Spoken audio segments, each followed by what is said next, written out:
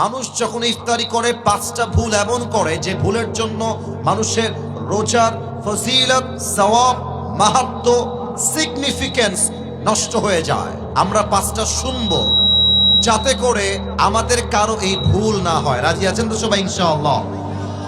এক নাম্বার, রমজান মাসে অনেকে দেখবেন ইফতারি খেতে বসে একটা ভুল সবাই করে, বেশিরভাগ মানুষ দেখবেন মোবাইল ফোন নিয়ে রেডিওর আজান কখন হবে তারা রেডিওর আজানের অপেক্ষায় থাকে। এটা ভুল ধারণা, মাথায় রাখবেন।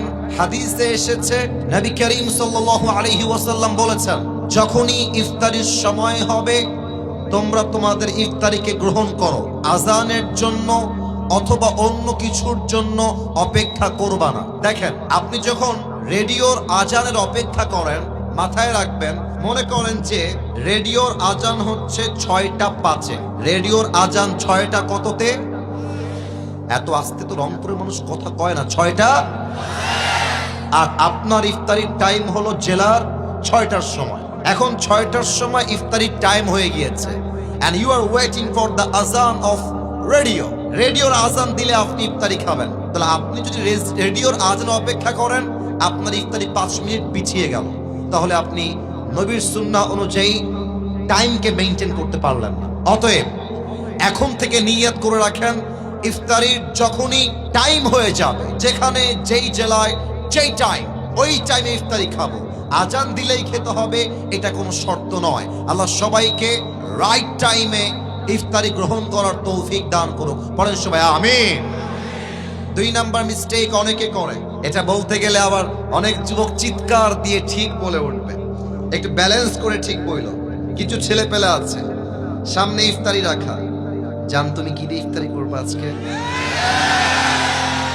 ইফতারি সামনে রেখেই চ্যাটিং করে। তো ছেলে রাখে, আমি তো আজকে বেগুনি করেছি, তুমি কি বেগুনি খাবার জান, তোমাকে দিয়ে আসবো। সব কনফার্ম জান্নাতি টাইপের মেসেজ তারা সেন্ড করে। এবং অনেক মুরব্বীকেও আমি দেখেছি ইফতারির সামনে রেখে আউল ফাউল কিচ্ছা কালাপ গল্প করে। না, ইফতারির খাবার সামনে রেখে this is the right time to make সাপ্লিকেশন। আল্লাহর হাবিব বলেছেন, ইফতারির সামনে রেখে যেই বান্দা আল্লাহর কাছে দোয়া করে, আল্লাহ বান্দার দোয়াকে সঙ্গে সঙ্গেই কবুল করে নেয়। সুবহানাল্লাহ পড়েন। অতএব ইফতারির সামনে রেখে don't talk with your girlfriend, don't use the TikTok, don't use your YouTube, কোনো কিছু ইউজ হবে না, কোথাও টাইম ওয়েস্ট হবে না। ইফতারি সামনে রেখে only dua is allowed and nothing is allowed। ঠিক কিনা বলেন? ইফতারি সামনে রেখে আমি সবার থেকে জানতে চাই, আমরা সবাই হাত তুলে কি করব? একটু জোরে বলেন, ইফতারির সামনে আমরা হাত তুলে কি করব? 2 নাম্বার শেষ। 3 নাম্বার, অনেকেই ইফতারি খাওয়ার সময় মনে আমাদের জোশ উঠে যায়, খেতে পেট এমন লোড হয়ে যায়, মাগরিব পরে একটা ঘুম দেয়, তারপরের দিন সাহরি খাওয়া মিস হয়ে যায়। আর বিশেষ করে দেখবেন কিছু ছেলে পেলে আছে খাইতে বসলে গরু ফেল করে ফেলে, আর ইফতারি এমন ভাবে খায় জীবনে মনে খাবার চোখেই দেখে নাই। এটা হাদিসে নিষেধ আসছে, এত বেশি খাওয়া যাবে না। একটু ব্যালেন্স করো, একটু ব্যালেন্স করো। পানি খাও, ফলমূল খাও, আর জাস্ট একটা পেঁয়াজি বা আলুর চপ খাও। যত ভাজা পোড়া কম খাবা, তোমার পেট ক্লিন থাকবে। যত কম খাবা, ইবাদতে মনোযোগ থাকবে। যত কম খাবা, শরীরটা, ফিটনেসটা ভালো থাকবে। অতএব ইফতারি আসলেই আবেগ দিয়ে নয়, বিবেক দিয়ে ইফতারি খাওয়া লাগবে। ঠিক কিনা বলে?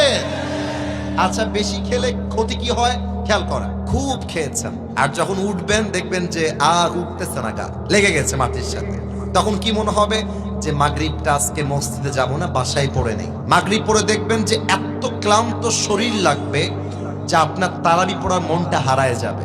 বিধায় ইফতারি হবে সীমিত, ইবাদত হবে বেশি বেশি। ঠিক কিনা বলেন? 3 নাম্বার শেষ, বাকি আছে আর মাত্র 2টা। 4 নাম্বার, এটা বড় মারাত্মক জিনিস, খুব খুব খেয়াল করবেন।